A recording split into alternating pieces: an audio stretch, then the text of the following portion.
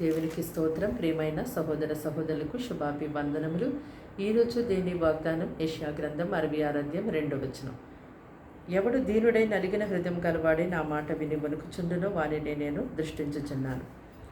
చూడండి, దేవుడు సెలవిచ్చినటువంటి ఈ యొక్క గొప్ప వాగ్దానాన్ని మనము మన హృదయంతో గట్టిగా పట్టుకునే వారిగా ఉండాలి. దేవుని యొక్క వాక్యాన్ని దివారాత్రము ధ్యానించువారు ధన్యులు అని దేవుడు సెలవిచ్చారు కదా. మరి ప్రతిరోజు దేవుని యొక్క వాక్యాన్ని మీరు ధ్యానించేవారుగా ఉంటున్నారా?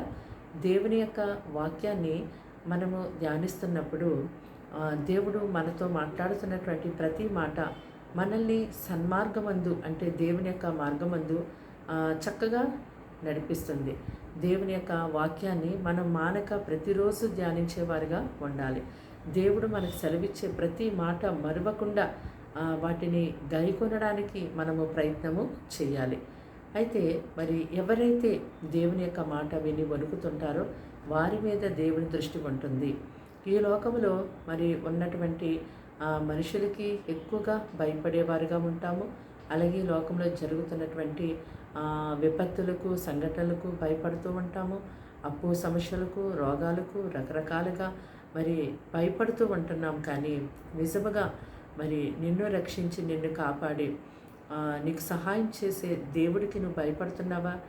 నీవు నిజముగా దేవునికి భయపడినట్టయితే దేవుని యొక్క దృష్టి ఎల్లవేళలా నీ మీద ఉంటుంది. దేవునికి భయపడకుండా ఈ లోకానికి భయపడినప్పుడు ఈ లోకములో నీవు దేనికైతే భయపడుతున్నావో అది నీ మీదకి వస్తుంది. కనుక మనము భయపడవలసింది దేవునికే. ప్రతిరోజు కూడా మనము దేవుని యొక్క వాక్యాన్ని ధ్యానించి ఆయన సన్నిధిలో మనం ప్రార్థించి మన జీవితాన్ని ఆయనకు అప్పగించినప్పుడు ఈ లోకములో మనకి ఎదురవుతున్నటువంటి పరిస్థితులకి భయపడకుండా మనం ఉండగలుగుతాము. అంతేకాదు, దేవునికి ఎవరైతే భయపడుతున్నారో వారికి దేవుని యొక్క కాపుదల ఎల్లప్పుడూ ఉంటుంది. అంతేకాదు, యెహోవా భయము ఐశ్వర్యం ఇస్తుందని దేవుని యొక్క లేఖనాలు సెలవిస్తున్నాయి. కనుక నీవు ఈ లోకానికి భయపడడం మానేసి నీకు ఎదురవుతున్న కష్టాలకి, శ్రమలకి, లేకపోతే ఇబ్బందులకి, ఇరుకులకి, రోగాలకి భయపడడం మానేసి నిన్ను సృష్టించినటువంటి సృష్టికర్తకి నువ్వు భయపడు.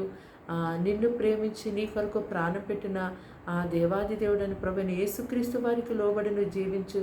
నీ యొక్క జీవితాన్ని ఆయన చేతులకు అప్పగించు. ఎంతో గొప్పగా దేవుడు నిన్ను నడిపిస్తారు. ప్రతి సమయమందు కూడా దేవుడు నీకు తోడుగా ఉంటారు. ఆయన నిన్ను విడవకుండా, ఎడబాయకుండా ఎంతో ఆయన ముందుకి నిన్ను తీసుకుని వెళ్తారు. కనుక ఇప్పటికే కాదు, మరి సదాకాలము కూడా మరణం వరకు ఆయన నీకు తోడయ్యుండి ఎంతో గొప్పగా నిన్ను జీవింపచేస్తారు. ప్రార్థన.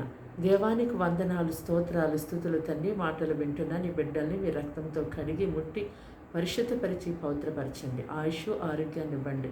నెమ్మది, సమాధానం ఇవ్వండి. వారి కుటుంబాలకు రక్షణ ఇవ్వండి. అయ్యా, నీ బిడ్డల జీవితంలో ఎలాంటి శోధన సమస్యలు ఎదుర్కొని ఉంటున్నారో వాటి నుంచి ఇప్పుడే విడిపించండి. వారి పిల్లల చదువులు యందు సహాయం చేయండి. అలాగే ఆరోగ్యంలో మంచి ఆరోగ్యాలు దయచేయండి. అలాగే నా తండ్రి, ప్రతి సాతాను శోధనలను వారి గృహాల నుంచి తొలగించండి. అయ్యా, నీ బిడ్డలు కన్నీరు కార్చి ప్రార్థిస్తున్నా ఆ ప్రార్థనకి జవాబు దయచేయండి.